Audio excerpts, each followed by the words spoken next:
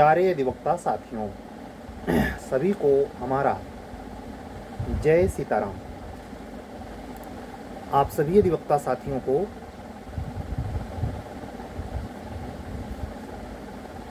रमज़ान पर्व के समाप्त होने पर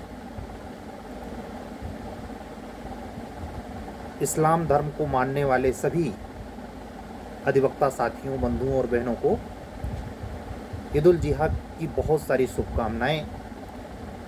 साथ में हिंदू मतावलंबी सभी अधिवक्ता बंधुओं बहनों को नवरात्रा पर माँ ब्रह्मचारिणी देवी का शुभ आशीष सबको मिले। शैलपुत्री को हम लोगों ने सेलिब्रेट किया और माँ ब्रह्मचारिणी का आज खास दिन है। 12:45 हो रहे हैं, ब्रह्मचारिणी का दिन लग चुका है और नवरात्रा के इस पावन पखवाड़े पर हम लोग आपस में एकत्रित हैं। आज का वीडियो का श्री गणेश करें। दिन सोमवार और सुखद संदेश ये है कि इलाहाबाद उच्च न्यायालय में जो विधिक कार्य ठप हो गया था उसको माननीय उच्च न्यायालय के इलाहाबाद बार ने, हमारे बार के अध्यक्ष ने, हमारे बार के सेक्रेटरी ने मिलकर ये फैसला लिया कि हम लोग मंगलवार से काम स्टार्ट करेंगे। तो जो भी याचिकाएं पेंडिंग हैं, महत्वपूर्ण विचाराधीन मसला जो एपीओ से रिलेटेड है, वो भी इसी पखवाड़े में, इसी हफ्ते में उसके चांसेस हैं कि उस पर कोई नतीजा आ जाए। और आप जान रहे हैं कि अप्रैल महीने में ही थोड़ा सा डिले होकर ही सही, लेकिन जूनियर डिवीज़न के बारे में भी कोई डिसीजन आ जाए। मैं सभी अधिवक्ता साथियों से कहना चाहूँगा कि ये अप्रैल महीना बहुत सुखद कल्याणकारी अनुभूति आपको दे सकता है। उसके पीछे जो दिखाई नहीं दे रहा, इन दोनों एस्ट्रोलॉजिकल पॉइंट से जो ग्रहीय प्रभाव है आपके दैनिक जीवन पर, उसमें गुरु का और हमारा आपका संबंध पठन पाठन से होने की वजह से व्यक्तिगत तौर पर मैं ये आभास कर पा रहा हूँ कि भले पास पड़ोस के राष्ट्र में इधर उधर ऐसी असामयिक प्राकृतिक विपदा जैसी घटनाएं घट रही हैं, लेकिन परमात्मा 2025 के इस चौथे महीने में राहु क्रमांक वर्ष होने की वजह से, राहु क्रमांक महीना होने की वजह से और उनका मीन राशि में यानी गुरु की राशि में होने की वजह से कल्याणकारी प्रभाव दिखेगा।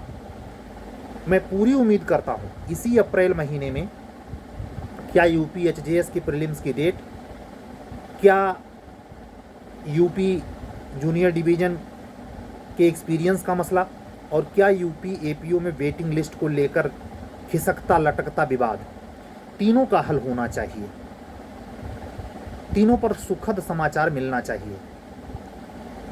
आज संडे के दिन यानी जस्ट जो आधे घंटे पहले संडे को दिन में लगभग 2:30-3 बजे के आसपास माननीय उच्च न्यायालय ने के रजिस्ट्रार कार्यालय से, हेड ऑफिस से, जिन जजों का ट्रांसफ़र हुआ है उनकी लिस्ट वायरल हुई। काफ़ी अपर जिला जजेस को ट्रांसफ़र किया गया है और जूनियर डिवीज़न के अफसर को, सीनियर डिवीज़न के अफसर को भी ट्रांसफ़र किया गया है।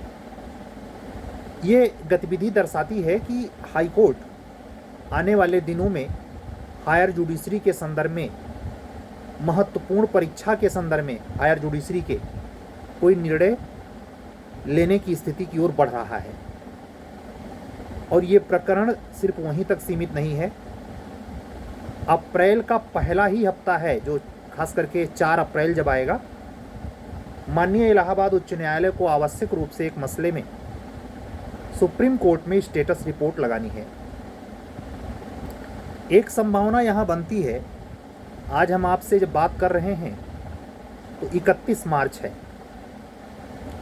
आप जानते हैं 29 मार्च को जो ग्रह गोचरीय परिवर्तन था, राहु और शनि का एक साथ आ जाना, उसके पहले इम्पैक्ट में तो ये हुआ कि एक हड़ताल जो आपका सारा प्रकरण रद्द कर सकती थी, लटका सकती थी, डिले कर सकती थी, उसका तुरंत असर देखने को मिला कि माननीय उच्चतम न्यायालय ने कहा कि ठीक है, न्यायमूर्ति महोदय यशवंत वर्मा को ट्रांसफ़र किया जाता है इलाहाबाद हाई कोर्ट, लेकिन उनको कोई कार्य नहीं दिया जाएगा।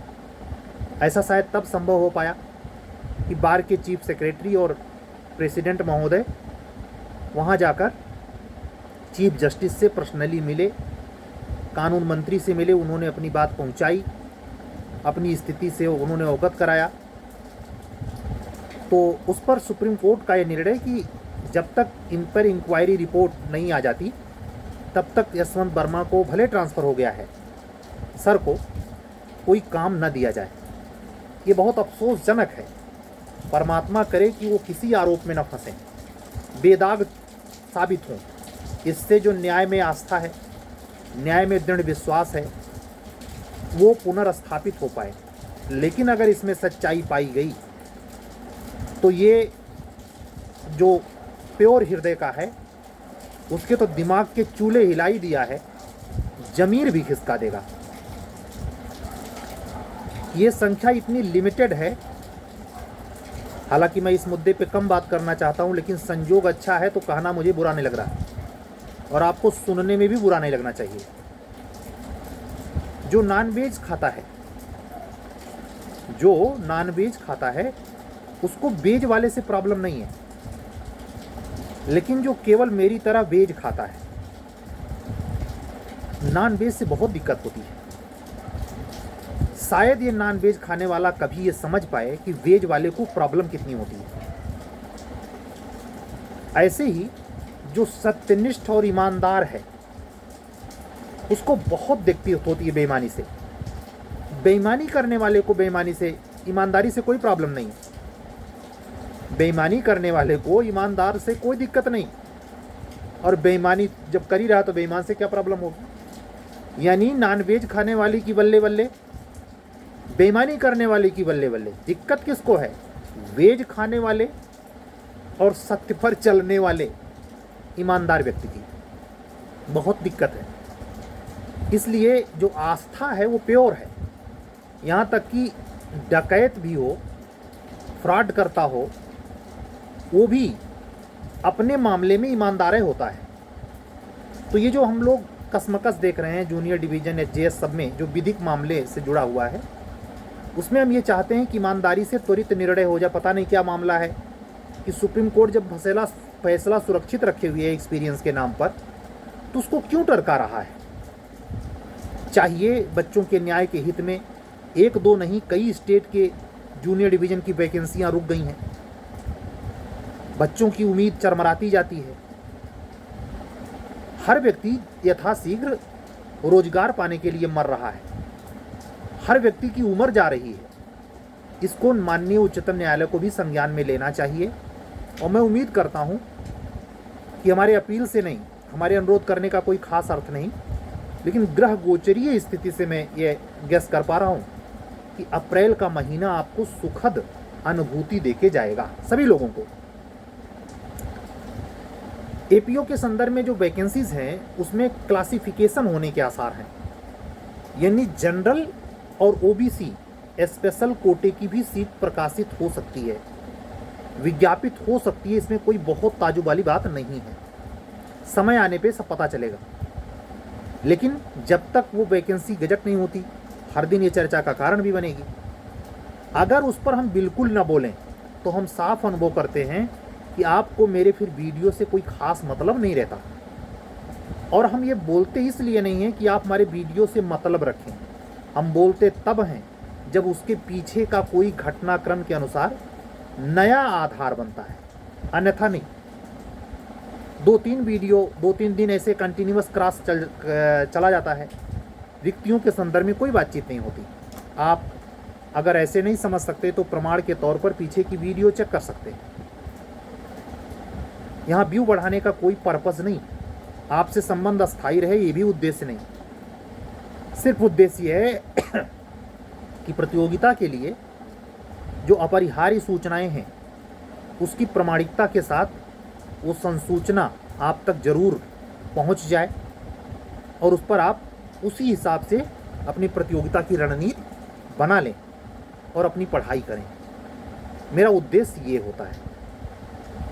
आप सभी अधिवक्ता साथी समझदार लोग हैं, ऐसा नहीं है किसी को काखा बनाना है, केजी में एडमिशन है, नहीं।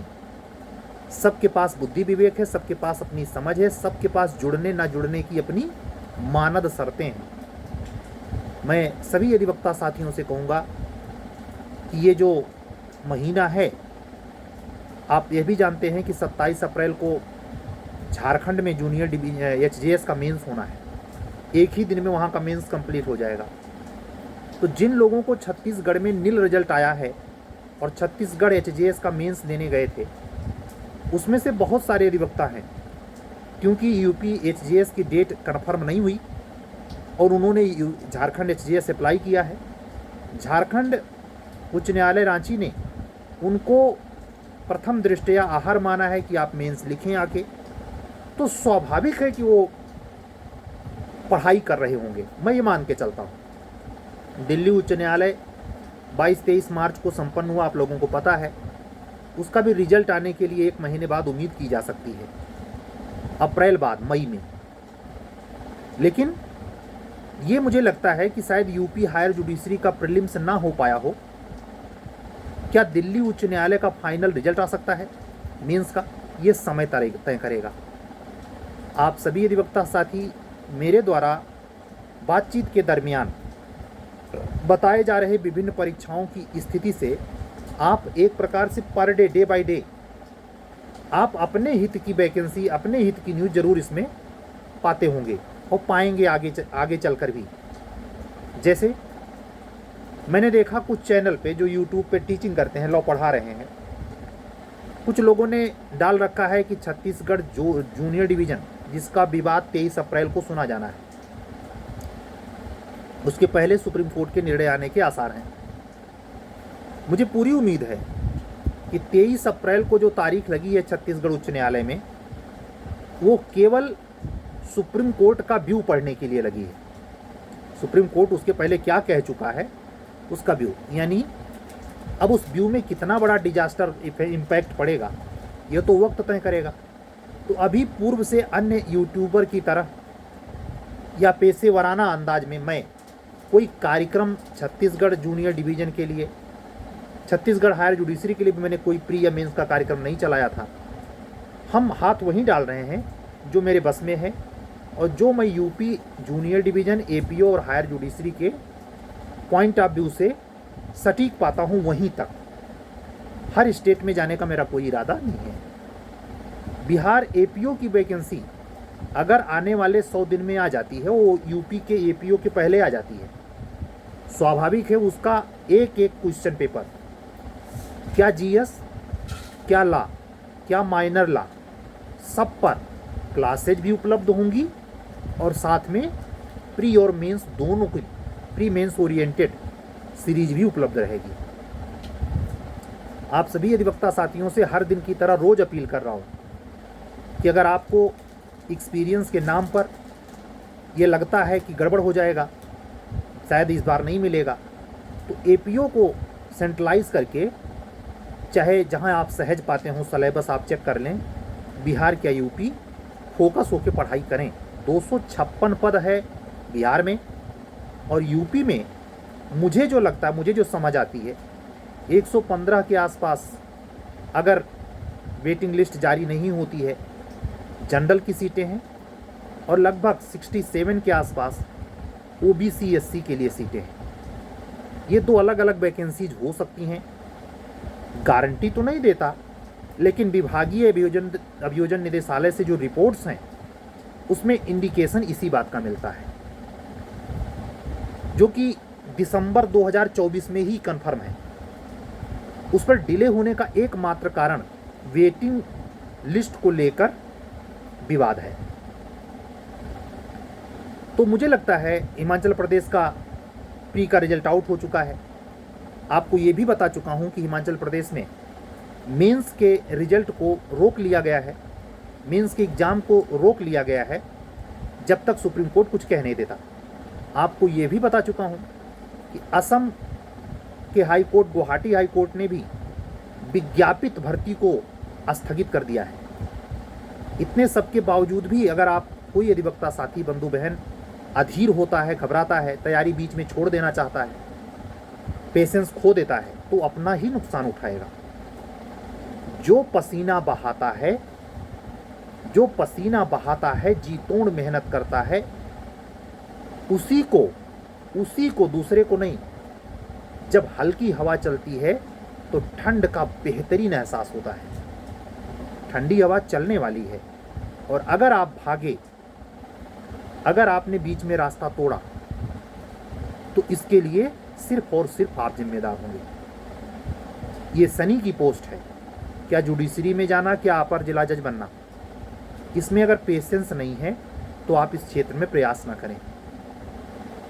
मैं आपसे हाथ जोड़ के गुजारिश करूंगा कि अपने रिदम को बनाए रखें। ये महीना बहुत खास होगा निश्चित।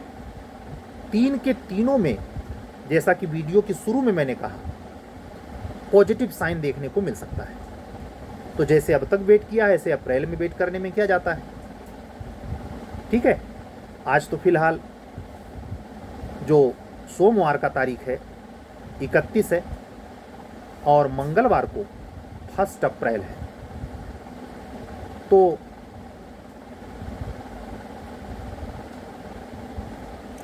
और पहला हफ्ता ही अप्रैल में आपको सुखद कुछ बड़ी न्यूज़ दे सकता है। हर बात लीगल टर्म से नहीं कही जा सकती, आप समझदार लोग हैं, समझिए। मुझे लगता है, मैं अपने आपका अप्रिसिएशन प्रिविलेज लेके नहीं बतिया रहा, लेकिन ज़रूर ये चाहूँगा आप सबकी सहमति कि इस एक चैनल पर सारे चीज़ों को, हायर लोअर जुडिशरी एपीओ के बारे में जनरल बातें, जैसे आप रोज़ 8:45 की न्यूज़ लगा लिया करते हैं आकाशवाणी को सुनने के लिए, या बीबीसी लगा के सुन लेते हैं प्रामाणिकता के लिए, वैसे मेरी पूरी कोशिश रहेगी जब तक मैं यूट्यूब पे हूँ, जब तक परमात्मा मुझे यहाँ रखे हुए है, आपसे प्रामाणिक रहूँ। आपसे हमारी बातचीत फालतू की बकवास बाज नहीं हो, वो सार्थक हो, चाहे राजनीति के क्षेत्र में, चाहे अध्यात्म के क्षेत्र में, चाहे आपके पठन पाठन के क्षेत्र में, चाहे आपके मोटिवेशन के लिए। अभी भी कुछ अधिवक्ता साथी पुराने वीडियो को सुनते हैं और वो घबरा जाते हैं कि सर एक्सपीरियंस को लेकर। बिल्कुल तनाव में मत रहिए। अपना फोकस, अगर एक्सपीरियंस में कोई भी अड़चन आ रही है, फोकस एकदम तुरंत चेंज कर दीजिए एपीओ की साइड में। वहाँ एक्सपीरियंस का लफड़ा नहीं है। इसलिए, और हाँ, केवल इतने मत कीजिए, जो छोटी मोटी कंडीशंस आपकी फुलफिल नहीं हैं उनको फुलफिल कीजिए। जैसे उसमें सबसे बड़ा है AIB का एग्ज़ाम नहीं पास होना। इसी बार जो 19वीं का रिजल्ट आया है AIB का, सारे एडवोकेट नहीं पास हुए। कुछ लोग कई बार फेल हो जाते हैं, वो पेशेवर नहीं होते, वो स्टूडेंट लाइफ नहीं जी रहे होते हैं, ऐसे ही लोग होते हैं। बेरेक्ट अलाउ होने के बावजूद अगर टेंडेंसी आपकी नहीं है, आपने कभी लाखों डीपली पढ़ाई नहीं सेमेस्टर में, सेमेस्टर यूं ही पास हुए हैं, तो ही आप AIB का एग्ज़ाम पास नहीं कर पाते, अन्यथा 98% लोगों को सक्सेस मिल जाती है। आप अगली बार ट्राई करें। ये साल में 2 बार परीक्षाएं आयोजित होती हैं, इनको सीरियसली लें। अब की बार जब विज्ञापन AIB का आएगा तो मैं अपने चैनल पर विशेष कुछ प्रायोरिटी के साथ इस पर बात करूंगा। कितने सब्जेक्ट हैं, क्या करें कि इसमें गड़बड़ ना होने पाए। तो मुझे लगता है कि मुझको सुनने वालों में बहुत सारे नए अधिवक्ता साथी हैं जो शायद अभी एग्ज़ाम पास नहीं है, हमारी अधिवक्ता बहनें हैं। उनके लाभ के लिए मैं ऐसे डे बाय डे बात में बहुत सारी चीज़ें AIB के संदर्भ में ओपन करूँगा। जब आपकी वैकेंसी आ जाएगी तो हमारी बातचीत तो होगी। हमारा कोई भी वीडियो आधे घंटे से कम का किसी दिन नहीं होगा, लेकिन तब हम केवल बात ही नहीं करेंगे। जब एग्ज़ाम की डेट आ जाएगी, आपका नोटिफिकेशन आ जाएगा, तो तैयारी के संदर्भ में 50% बातें होंगी और 50% बातें होंगी जो इधर उधर की प्रतियोगिता हैं उससे संदर्भित सूचनाओं की। मेरा कोई भी वीडियो शॉर्ट वीडियो नहीं, मेरा कोई भी वीडियो मुझे पैसा कमाने के उद्देश्य से, व्यू बढ़ाने के उद्देश्य से नहीं। हमारे आपकी ऐसी बातचीत जो दो टक्कर के प्रतियोगियों के बीच में अपने आप को रिफ्रेश करने और फिर मजबूती से पढ़ने हेतु आपस में डिस्कशन के माध्यम से होती हैं, ठीक उसी प्रकार से है। मैं यहाँ कोई पेशेवराना अंदाज, अति अनुशासन के बहरूपिये पर बेढंगेपन में नहीं जाने वाला, न किसी की कॉपी करने वाला। एक सहज भाव बना रहे और आप अपने प्रतियोगिता में उच्चतम सफलता प्राप्त कर लें, यही हमारा उद्देश्य है। और शायद इस साल के कैलेंडर के, अंग्रेजी कैलेंडर के नायक लेटे हुए हनुमान जी महाराज की यही इच्छा है। इसीलिए हर दिन के वीडियो में बगैर हनुमान जी महाराज के मैं एक शब्द बोलना नहीं चाहूँगा। और आप ये संजोग देखिए, अगर उत्तराखंड भी एपीओ निकाल देता है, लास्ट में ही निकाले, तो एपीओ की वैकेंसी की होड़ है। यूपी में डबल आ जाए, बिहार में आई रही है, तो कहने को आप कह सकते हैं कि सर अरे क्या बता रहे हैं, कब से तो आ रही है, लेकिन वो आने का समय यही अप्रैल से लेके जुलाई के बीच में कभी भी ये नोटिफाइड हो सकती है। कौन पहले कौन बाद में ये कह पाना थोड़ा मुश्किल है, लेकिन जो उसके पहले की आवश्यक बाधा है उस पर निगाह आपकी भी है, मेरी भी है। सूचनाएं मैं डे बाय डे देते रहूँगा। आपसे केवल एक ही चीज़ की कोशिश करता हूँ, प्रार्थना करता हूँ कि आप अगर पढ़ाई में फोकस हैं, क्या एपीओ क्या जे, तो जमकर पढ़ें, अधिकतर ज़्यादातर लिखें, चीज़ों को याद रखें और नई ला को बहुत बेहतर बनाएं। कल फिर मिलेंगे। हमसे जुड़ने के लिए हमारे द्वारा एचजेएस, जैसा कि आप जान रहे हैं, एचजेएस का प्रीलिम्स होना है यूपी का, उसके प्रीलिम्स मेंस के सुपर 30 बैच से जुड़ने के लिए, या आने वाले यूपी एपीओ जे के मेंस या प्री के सीरीज के लिए, क्लास के लिए अगर जुड़ना चाहते हैं हमसे, तो हमारा व्हाट्सअप नंबर है 7705090393। इस समय सीरीज पर, मेंस में खास करके जे और एपीओ पर ठहराव सा है। वैकेंसी ना आने की वजह से जो बच्चे जुड़े भी हैं उन्होंने फुल पेमेंट कर रखा है, उनकी भी सीरीज मैंने स्टॉप मोड में रखी है।